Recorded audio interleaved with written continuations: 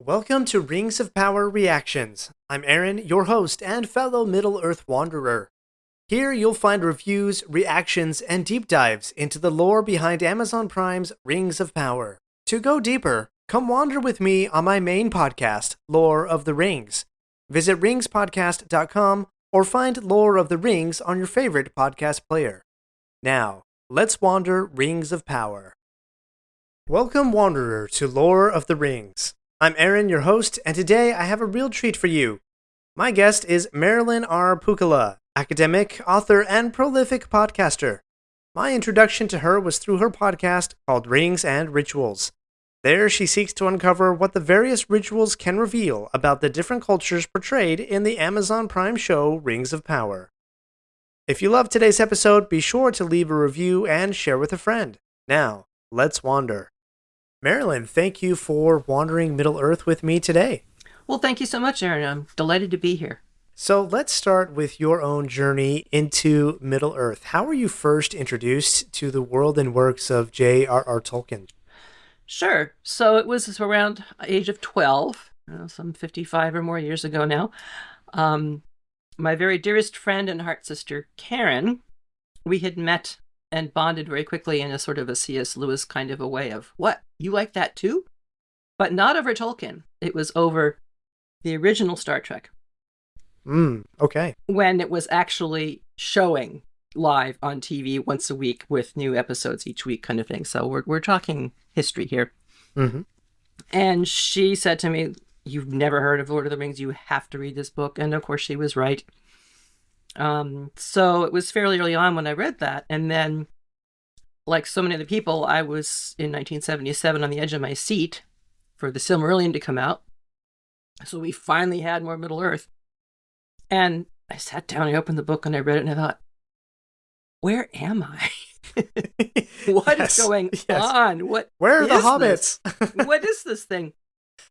But the line that caught me was, and ever after the children of Ilúvatar would listen to the sound of running water and know not for what they listened. And I completely identified with that. And I said, okay, I can do this. Yeah. I can make my way through this because it's speaking to me.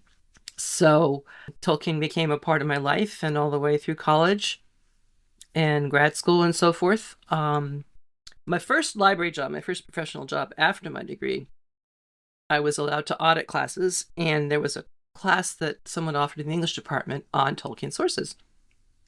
And so I took that and was very much enamored of it. And so when my next job came along and they said that I could actually teach courses and not just audit them, I said, yeah, I think I'd like to teach a course on Tolkien sources.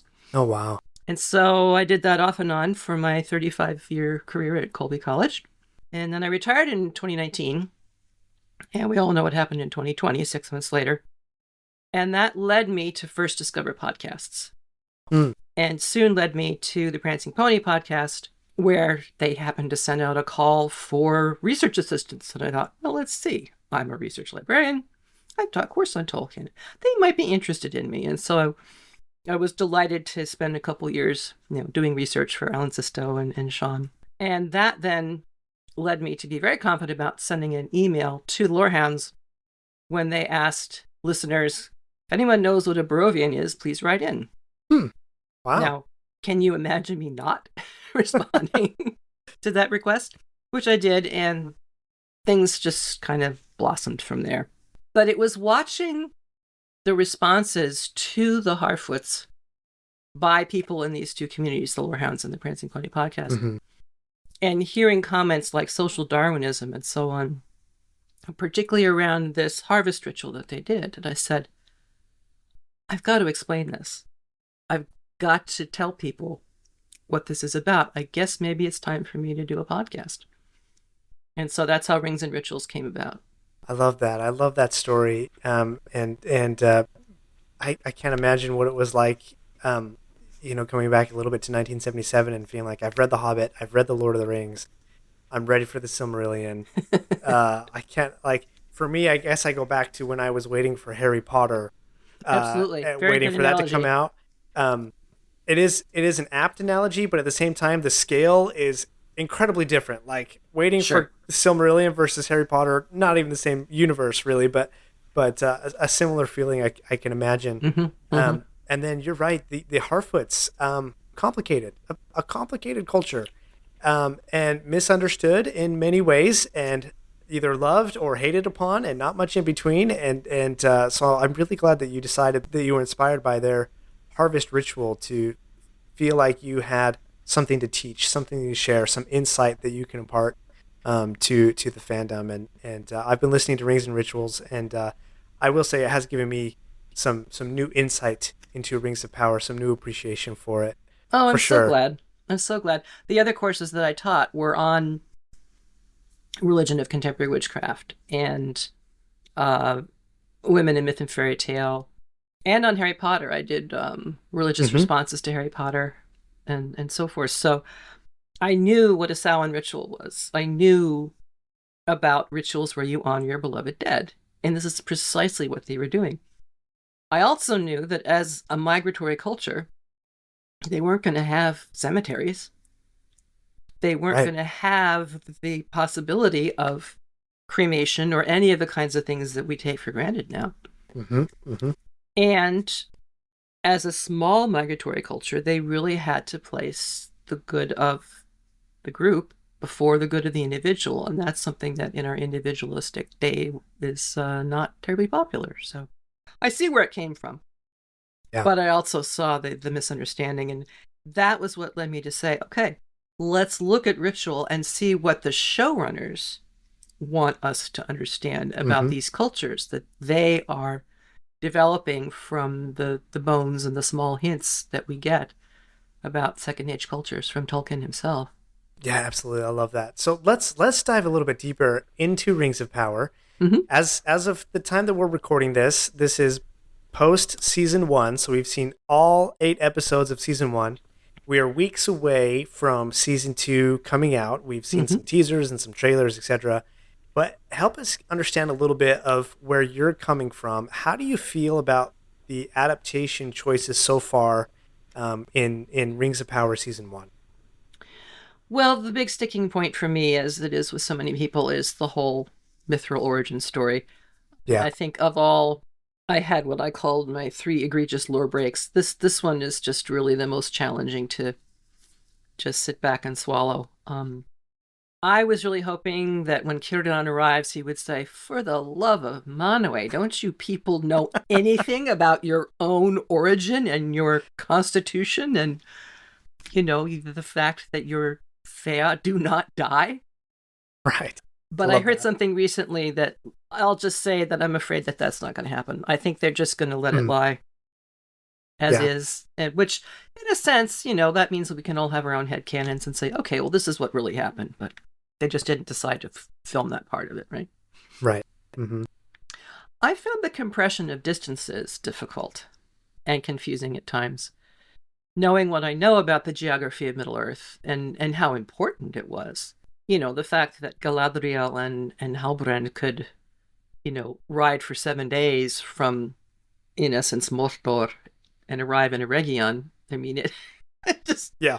you kind of have to, okay, fine, whatever, Yeah. and Exactly. overlook it, particularly with a gut wound. But of course, that's Yeah. another story altogether.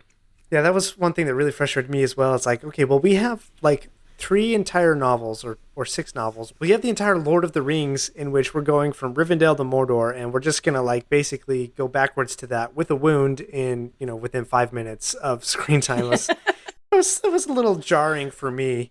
Yeah, when you're seeing these vast landscapes and so forth, you do have this sense of breadth and largeness and so forth. Hmm. And a choice like that, just, I understand. I mean, they were kind of conflicted because obviously the kind of gut wound they were showing us, the wonder is that the man survived for a week. Never mind, survived for a week on horseback without stopping.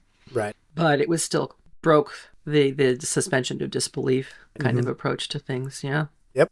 And one of the biggest challenges for anybody who is wanting to put this in any kind of visual medium, to my mind, is not humanizing the elves too much.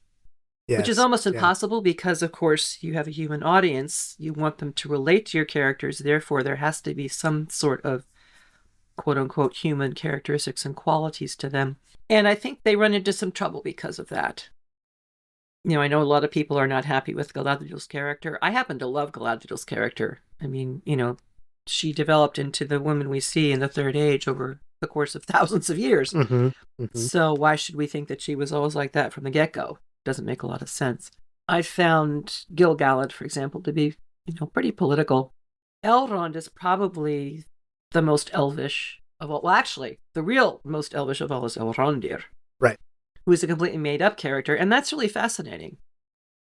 But because they want character arcs, this perpetual insistence upon we must have character arcs.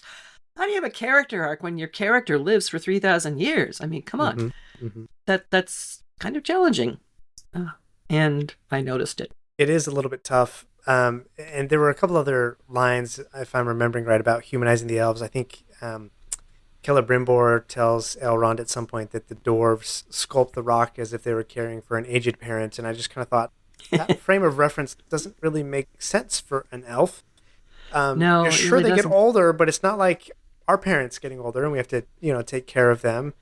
And there was just a kind of a few other things. I guess also the very beginning where Finrod is talking with Galadriel and he's like, I'm not always going to be here to explain it to you. Like he first said that and I was like, what? You're not? Just like young Galadriel did. Yeah, and then she did, and then she reacted the same way. And she's like, "Wait, you're not?" And so it's like, okay, yeah. I mean, they kind of picked up on that, but still, it was that, as you say, it kind of broke me out of the enchantment of the story, and made me remember that I was, in this fictitious world. And so there's a couple things there where, yeah, they definitely did humanize the elves a little bit. But Arondir, I mean, yeah, fascinating character, different culture of elves. Different style of elf. Exactly. And I think there's some good potential there. Yeah, I have to say that the young elven children kind of threw me out too. They just weren't beautiful. I'm sorry. They were good actors, but they just didn't look all that elvish to me. You didn't have the beauty of elvendom and then all that bullying in paradise. I don't know. In my head canon, the bully was a young Curufurn. So okay, all right, okay. If we want to explain it that way, that's fine. We'll do that. So I love so many of the new characters. I mean, we've talked about Elrond, but Disa, oh my gosh, what an extraordinary character. Bronwyn was actually my favorite from the time I first saw the posters. Because you remember the torso posters. Right. I saw the sickle, I saw the almost regal sort of clothing that she had. And I thought, okay, agricultural, probably herbalist, maybe healer, seems to have some kind of leadership position. I mean, they really conveyed her character through that image to me quite well. And all the Harfoots, I think the Harfoots are probably one of the greatest unexpected successes. And I never understood why people said, well, we're not supposed to have hobbits in the Second Age. Well, did you think they sprung up from under the mushrooms in the Third Age? They just spring up out of the grass. Right. How long does it take? They are humans. Right. How long does it take, for that particular divergence on the branch of evolution to happen? Mm-hmm. Quite some time. Mm-hmm. So, yes, some form of hobbit had to be around at this point. I love the visual recreation of the Second Age. Oh my gosh, Numenor. It's like I could stare at each frame for half an hour. Yes, and I actually did for some time. I would just pause and be like, wow, I just want to mentally walk through those streets. Yes. And the more you look, the more you see. I was so thrilled to hear Ramsay Avery describe that shrine to Nienna because it had caught my eye and I thought, oh, that looks like Ishtar. That's an interesting statue. What's going on with that? And when he said, I said, oh, of course, Mediterranean Nienna, descent and return, grief, loss. It was fantastic. I loved it. And I really can't think of a single scene or costume or prop or countryside that felt out of place to me or jarring or totally unexpected. It just, all of those choices were wonderful. Of course, they had John Howe, which was definitely a help. Yes. Yeah, helping and with the music. visual component. Oh, Barry McCreary's music. Just spectacular. Wonderful. I will admit to being somewhat doubtful when I heard there was going to Yes. be this shift. I didn't know him at all. I don't play video games or online RPGs or whatever, so I never heard any of his writing before. But I hear him growing as a musician Mm, in this project, which is mm. really exciting to me. I mean, I'm somebody who loved opera at the age of 12. My first opera was Parsifal, so Wagner. So the whole concept of leitmotif is Yeah. something I'm very, very familiar with. And I, Yeah. I am a violinist. I can't play anymore because of tendonitis, but I have that classical music background. And so I was thinking, well, okay, it sounds a little, contemporary, not contemporary, but, not classical, let's just say. Hmm. Hmm. And the first tracks that came out they were just sort of the excerpts, so you could hear the major themes. And I thought, well, all right, that's nice, but it's ABA, it's over. Then you hear the score and you hear what he does with these things, and you're Yeah. like, wow, Yeah. okay, this man knows his stuff. And it's spectacular. What you're saying really resonates with me, and I'm not classically trained or technically trained on classical music. I do enjoy listening to it, and I've picked up a couple things over the years, but a very similar experience when I first heard some of the first tracks. I was like, well, it's not Howard Shore, but it seems decent. But then listening to it in the episodes, and then listening to the soundtrack afterwards, and it blows me away. It really blows me away. I remember one day I was so touched by the themes and the lyrics of This Wandering Day that I just played it on repeat, Wow.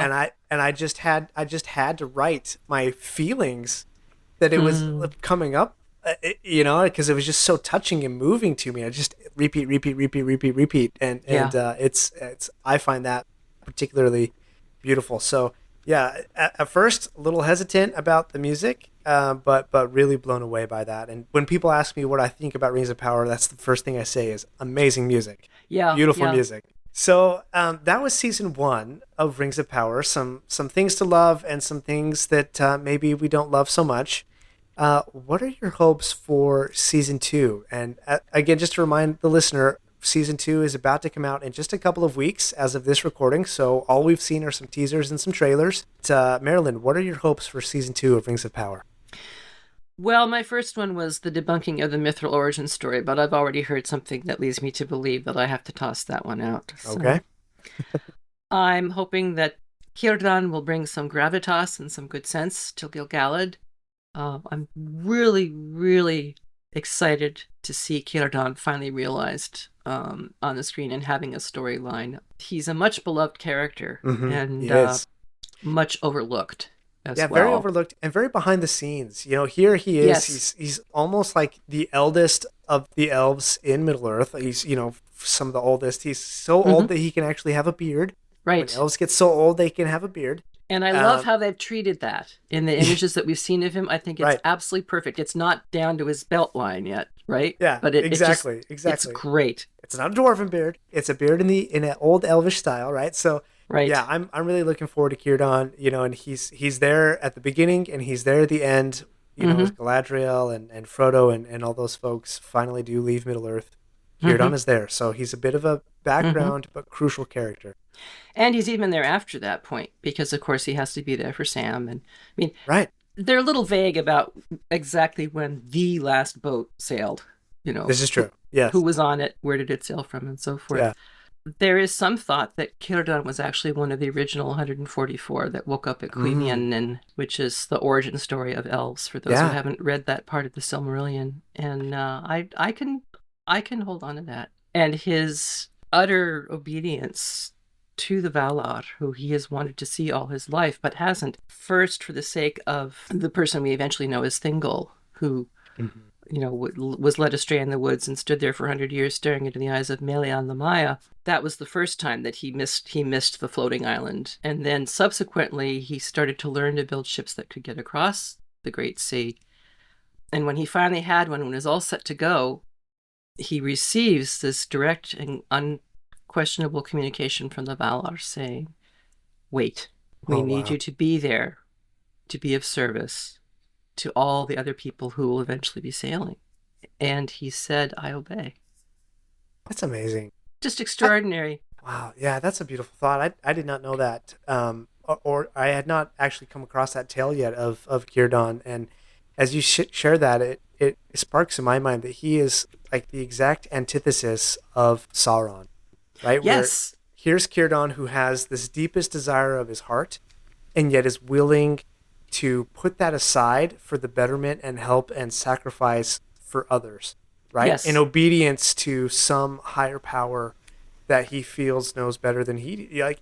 But complete opposite to Sauron, who this is the desire of my heart. I want to dominate everything. I want Yeah. everything under my control, Hmm. and I'm gonna literally destroy the world in order to get what I want. It's like complete opposite. Yeah. Yeah. Yeah. It really is. Those bits about Círdan come, many of them, from the Histories of Middle Earth. Okay. And so if you have an index volume, which I happen to have, it's real easy to go to the back of the book and say, okay, Círdan, and just look at all the different references. Because, Yeah. like most of the characters, he changed over time, but there's some incredibly moving material there about him. Are you ready to dive deeper into Tolkien's world? If you've ever struggled to read the Silmarillion, I've got just the thing for you. I've created a free guide packed with my best tips to help you conquer this epic book. Whether you're a seasoned reader or tackling it for the first time, this guide will make your journey through the first age of Middle-earth more rewarding than ever. Head over to ringspodcast.com to download your free guide today. Your adventure deeper into Middle-earth starts now. Visit ringspodcast.com today for your free guide. Okay, so Círdan's coming for season 2. What else about season 2 are you hoping for? I'm looking for Isildur to mature. Hmm. I'm ready for him to not have to do the whole angsty late teenage, I don't know what I want to do with my life thing. I mean, he looks a little old to be doing that now, but I also think it's not unreasonable given his mother's death by drowning. Mm-hmm. And so you want to be in the Sea Guard where you're having to shout the sea is always right at least 3 times a day. I mean, that had to be Jarring. really Yeah. hard. Mm-hmm. And the tension that they've hinted at in season 1 within the family of his brother Anarion having gone west, because that's where the quote-unquote real Numenor is, as Isildur tells Galadriel in season 1 while they're on the ship on their way to Middle-earth. And it looks like we're going to get some good stuff along those lines. It looks like from the teasers and trailers and so forth, spoiler, that he and Arondir are going to team up together, and I want to watch that unfold. I think that's going to be good. I hope there's not too much gore, but that's what eyelids are for. I hope they're going to continue developing an interesting storyline for the stranger. And again, from the things we've hearing, spoiler, meeting up with Tom Bombadil, which is, I didn't actually list this, but this is another thing I'm really beginning to look forward to even more, is how are they going to realize this character who no one has ever had the ability or the courage or the whatever you want to do this. Gumption. Yeah, that's a good word. So it's nice that the two of them are going to be coming together. Really looking forward to seeing Harun. I mean, this is something no one has ever seen outside their own imaginations or headcanon, or presumably it's represented in some of the video games as well. I want to have the return of Celeborn. Yes. And the resulting new arc for Galadriel. I would love to see them going off together after the Battle of Rhuidean, traveling through Khazad-dûm, as they are described as doing in one of the, I think that's an Unfinished Tales, yeah. Mm-hmm. And then arriving in what will become Lorien, and her starting to, she's been so outward focused, so action for so long. I hope she gets to settle into some contemplation now. Yeah. Mm-hmm.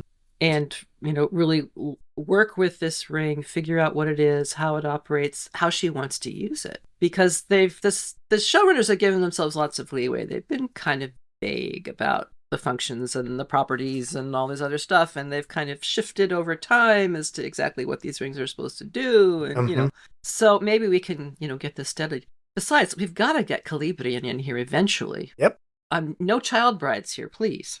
Yeah, she's got to show up somewhere. You bring up so many really interesting points, especially Galadriel. Could Celeborn and the reuniting of that relationship? I mean, in season 1, it reveals that she's operating under the assumption that he's dead, that he's sort of KIA in battle.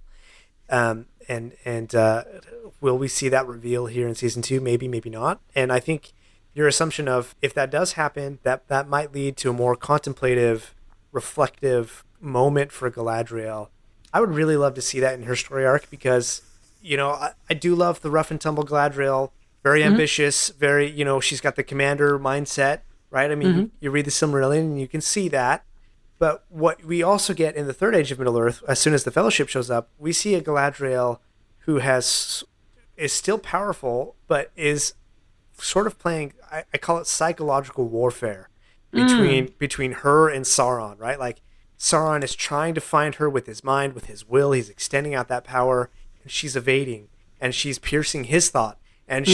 she's misdirecting. She's doing that whole like psychological campaign against Hmm. Sauron, and I would love to see the development of Commander Galadriel to Lady Galadriel that is not necessarily using her sword, right? Elrond says, "Put down your sword," and she's like, "What am I without it? What am I to be?" Well, Exactly. we know what you're to be. You're to be psychological obs Galadriel, right? Professor X. Maybe that's a little bit derogatory, but I would love to see that character arc start for Galadriel.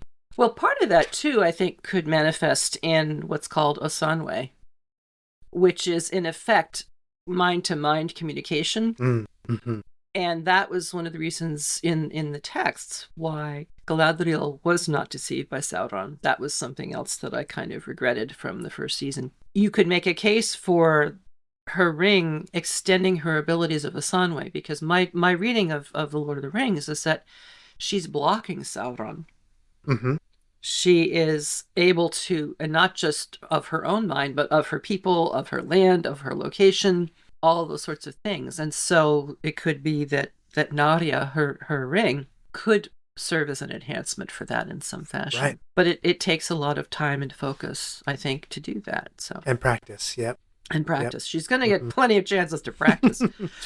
May I talk Yeah. about one little moment in the trailer? Do you mind if I bring that up? Or Yeah. I Please don't go know how. ahead.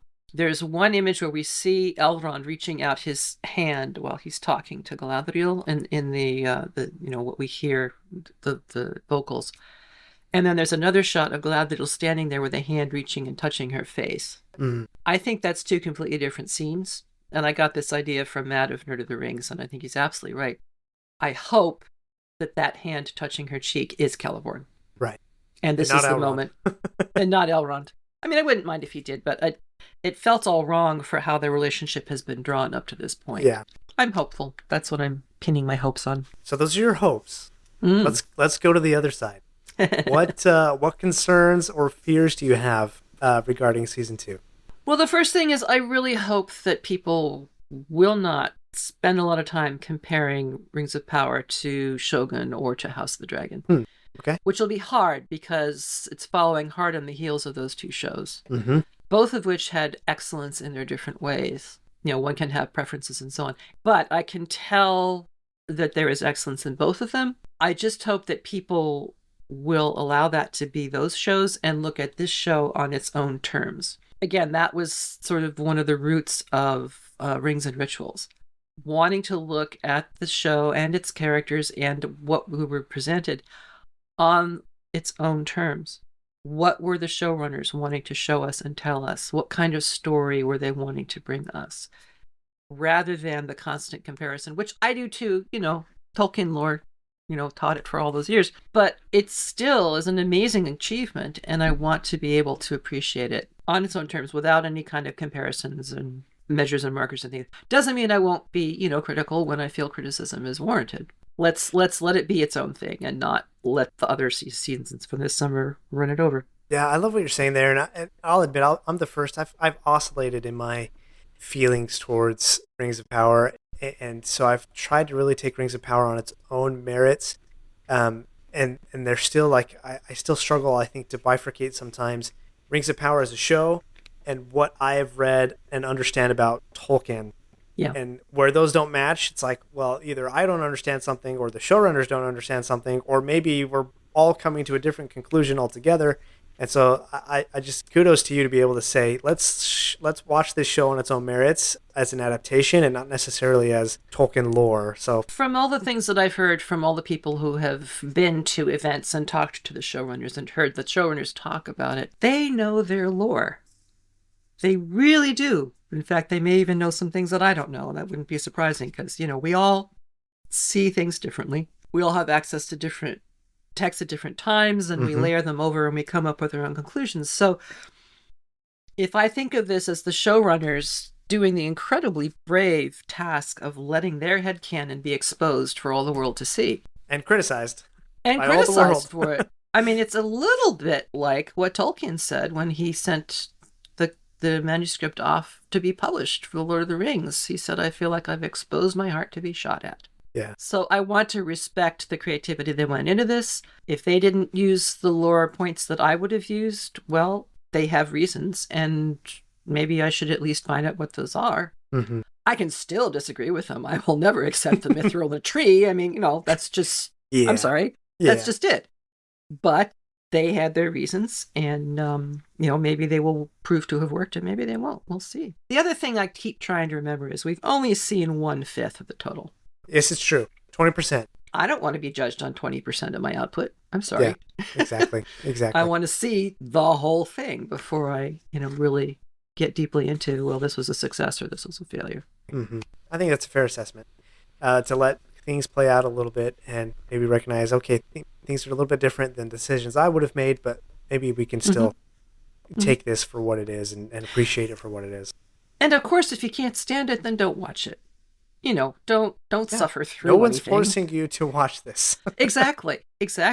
And you can always retreat back to the beloved books and, settle in with that. Reconstruct your own imagery, headcanon, and all the rest of it. Yep. And I will also say that many of the things that people were saying about this show, I was saying about the Peter Jackson films back in the early 2000s. Because they break canon too, my friends. They do. They really do. And I think a lot of this current generation, their foundation of Middle-earth is the Peter Jackson vision, even if they have read the books, because image that you see is going to stick in your memory far longer than the printed word or the text or hearing somebody read it aloud. Our amygdala is our memory, and that is associated with vision, but it's also associated with emotion. And images raise emotions, and so that's just going to get fixed in there. I definitely come from that generation.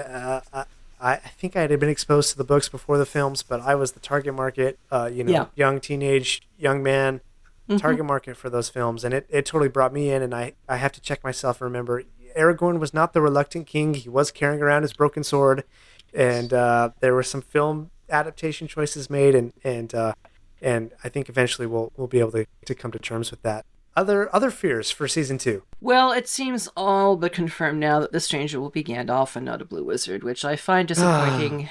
Yeah. And you had this huge sandbox to play in, quite literally, in the case of Rune. Yes. Why not take these few hints about blue wizards? You could create an entire new understanding of wizards and what they were. There's so many directions they could have gone. I wish cut the ties with Peter Jackson and start doing their own lore appropriate creations, putting their own spin on things.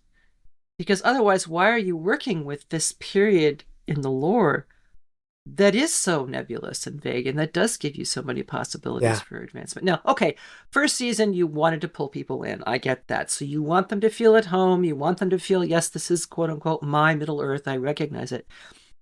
But every time I heard a Peter Jackson line, I was thrown out of the story. I was no longer in Payne and McKay's Middle-earth. I was back in Peter Jackson's Middle-earth. Well, I know that. I can go watch that. Right. Tell me what your vision is. Let me see that. Let me see a new facet through your eyes. So I hope they're going to do more on that. And we do have to recognize that there are certain beats that we must move towards and achieve by the end of our series. Because everybody knows what happens, at the Battle of the Last Alliance and at Mount Doom and so forth. So, okay. Yeah. But between that beat and the beat of Elrondil sailing to Valinor and the destruction of Beleriand and so forth, thousands of years to play in. Yes. All kinds of imaginative possibilities. I just hope they don't try to do too much. I think I heard that I know they're going to spend at least 2 episodes on the battle at Eregion. Someone, I think, said they were going to spend 3 episodes on this battle. And I'm like, okay, so how much more are we going to have to, quickly cram into in order to move all the all the plot points along far enough. You bring that up, and that was kind of one of my criticisms of season one. Was I feel like just the pacing was just really off. That there were just a lot of filler episodes where the story didn't really move forward very much. But then all of a sudden, in the last 10 minutes of this whole season, we're going to build the Rings of Power, which is that's like the critical function of this, the title, for crying out loud. Like, Yeah. you'd think it would take at least 2 episodes to think about that, but I don't know. I've never created a TV show, but so I don't know. Take my opinion for what it's worth, but the pacing and trying to do too much definitely resonates with me quite a bit. Well, I think a lot of people felt that way, and some listeners may be shocked to learn that in the lore, it took over 100 years from the time they first decided to make rings to the time that they actually started to make some. Mm-hmm. So there is a sort of a jaw-dropping response to how it all happened in the end. And Gandalf hints, in his conversation with Frodo in A Shadow of the Past in the Fellowship of the Ring, he hints at there was a number of like lesser rings, like essays in the craft, right? Before they really came into their own, and they're like, okay, now we really know what we're doing when we're crafting these rings and we're imbibing them with powers. And it was just like, oh, we're going from nothing to the 3 most powerful rings besides Sauron's one ring. I was like, it was a little bit of a head jerking reaction there. Yeah, and I'm a little uncomfortable with the shadow of danger that they're putting over the 3 elven rings. I think the amount of involvement that they showed Halbrand having with their forging was appropriate. Because in the end, they said, well, we're not going to do it the way he said, we're going to do it this way. And he was not there at all. The sort of backdoor keyhole, whatever the analogy is in coding, to let Sauron in, I think they are making more visible by calling it the thing that helps, give power not over flesh, but of the flesh. Right. Or of the flesh, but over flesh. Excuse me, I got it backwards. So, okay, there's the Sauron stealth code. That's going to be a problematic thing once he makes his own ring. Making them out of order, that's kind of jarring. It just seems like they're making them a lot more like the One Ring than they ever were. Not just the 3 elven rings, but, the dwarf rings as well. And each one being a separate project. And I mean, now I'm getting down into the weeds of details that lovers of lore can go on and on about. I love it. Yeah, we go deeper. But, yes, but that's not fair to the story, really, at the end. They had their reasons for doing it this way. Maybe we'll see them, maybe we won't. But remind myself to sit back and let them tell the story. Yeah, absolutely. There's so many characters that we've seen from season 1 and likely some new characters in season 2. Lots of them. We've touched on quite a few of these already, but maybe one or two. What are some of the characters, maybe 1 or 2 that we haven't touched on yet, that you are really interested in digging deeper into their stories? Well, alas, Bronwyn, we won't be seeing much arc from her. Yeah. I regret to say. Galadriel, of course, she's been made almost the viewpoint character in a way. I'm really glad how Elrond looks from what we've seen. Mm-hmm. I'm really looking for him to start coming into his own and, growing the maturity. And, we've seen him so respectful to his elders. And, there's nothing wrong with that, obviously. But still kind of serving as Gil-galad's voice. Right. Writing his speeches and, being his representative. I like just the way they've changed his hair. Yes. Suddenly I'm like, okay, I can see that this Elrond has matured, and that one shot of him looking haggard from the effects of warfare. I think canon-wise, this is the first war that he has actually participated in. I mean, the show is implicated that they've had this peace that's going on for hundreds of years, and this is why Galadriel is getting up Gil-galad's nose, because she keeps charging around saying, no, but Sauron isn't dead yet, and that's not the approach he wants to take. But there is a sense that really there are no battles being fought during this period that Elrond would have been able to participate in, but that is going to change. Yeah. Disa, wow, what a rich character. I haven't talked about her yet, but my gosh. I love so many of the things that they're doing with her. I love the actor's voice and how they are letting her use it to its full power and extent. It's just that we see her alone doing the singing to the stones. And in this Next season, there's going to be 3 of them, herself and 2 others. So I can't wait for that. And they're setting up a lot of character conflicts for her. Mm-hmm. I mean, people were saying she was beginning to look a little like Lady Macbeth towards the end of the first season. Yeah. I don't see that in her in the bits that they've shown us.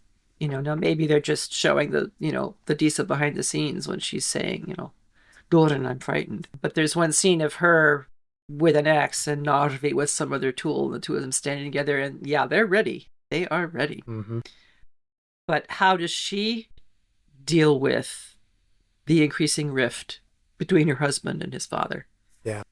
And what you owe a king to whom you've given your oath when that king seems to be going mad. It gets very Shakespearean. I haven't heard too many people use that adjective for this, but I wonder to some degree if that isn't what they're going for. Yeah. Particularly with King Doran. I can see that for sure. And then Adar, fascinating character. I'm perfectly adjusted I feel like I'm perfectly adjusted to the change in actor, although I was very sorry to lose Joseph Mull. Yes. The scene between him and Galadriel, probably if I was hogtied and forced to pick one scene from the whole season 1, I would probably point to that one as being the most dramatic, the most impactful, and the most insightful, and the most revealing of character. Mm-hmm. Both Galadriel's, but also Adar's. I've heard some stuff about how that first scene is going to unfold, and I really can't wait to see it. And then finally, Ents, and Yes. wives, Yes, the Entwives. Yes. Finally, they took that step. And again, so many possibilities for how they might work out. I've always assumed that the Grove of the Entwives was where the Harfoots would go. Yes. Mm-hmm. And the grove that we did see in the first season, I don't think that was supposed to be the Entwise Grove. I think there's yet another grove further down their path where they're heading. And imagine bringing together Ents and Harfoots and Tom Bombadil. Oh yeah, right? What a sweet combination. What a mix. What a mix. Yeah, the Entwives, that's one that I am actually really excited for, to see Entwives. And I remember watching the trailer where the Entwives are introduced and they're actually having a conversation. I was like, oh, cool, Ents. And the Ents are talking. And it like went over my head. And it wasn't until the second time I watched the trailer and I was like, hold the phone. That's not just an Ent. That's an Entwife. Like, what? And then my mind was like, just totally blown. And I'm totally looking for, because that, for me, I remember reading as a kid. As a kid, I remember reading Treebeard explaining, we've lost the Entwives. We don't know where they are. They wanted to do this. We wanted to do that.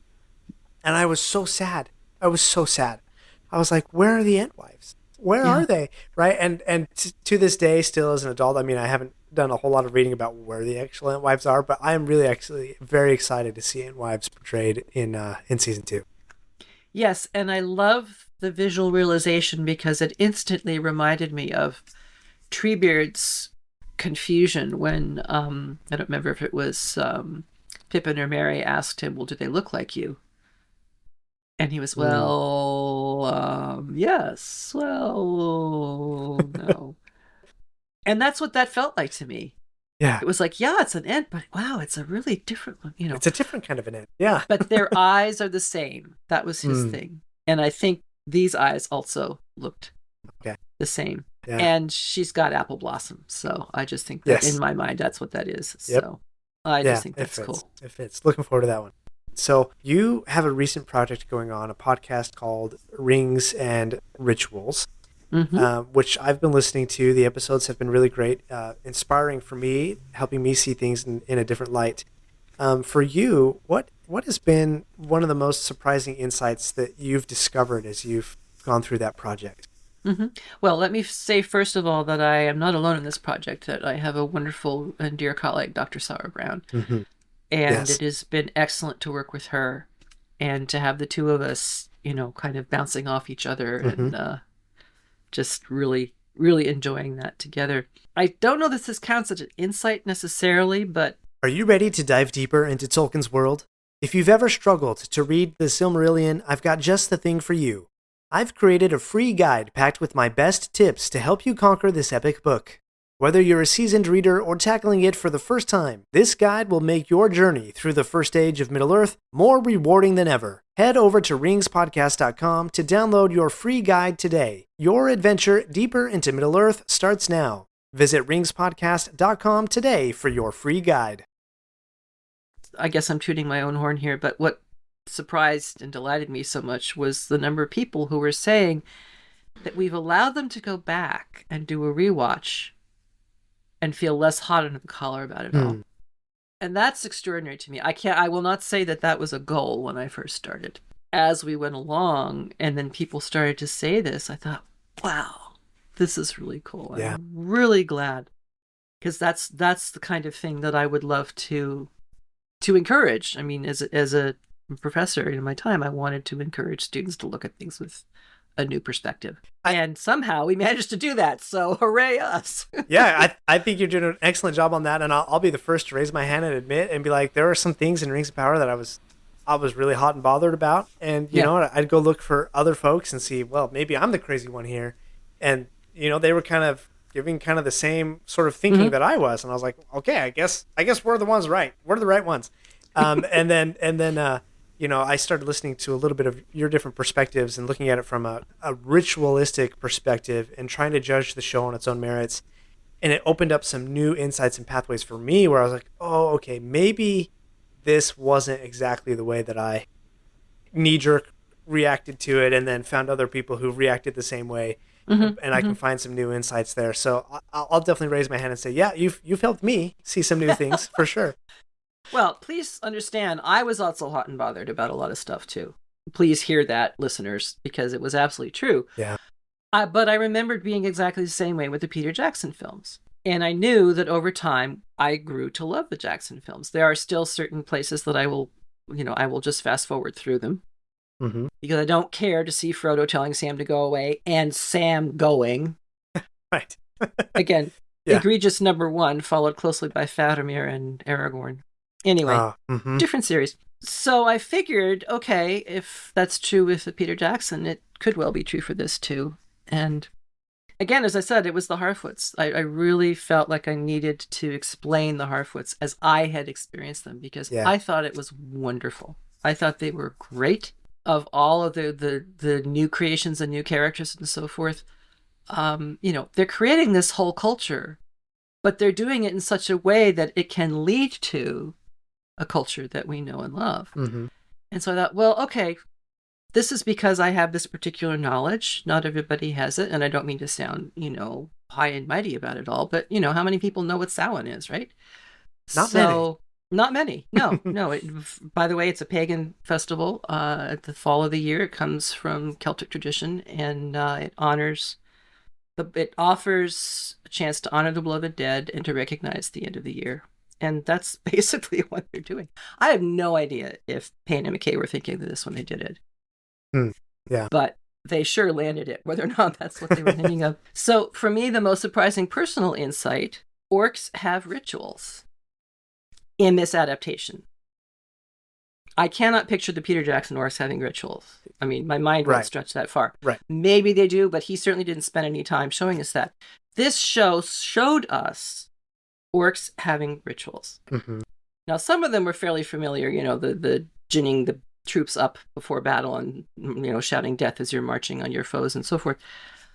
But that scene with the dying orc and Adar coming, and they form two lines and they bow to him and grunt respectfully as as respectful as a grunt can get. Yeah. Exactly, as the subtitles tell us. Yeah.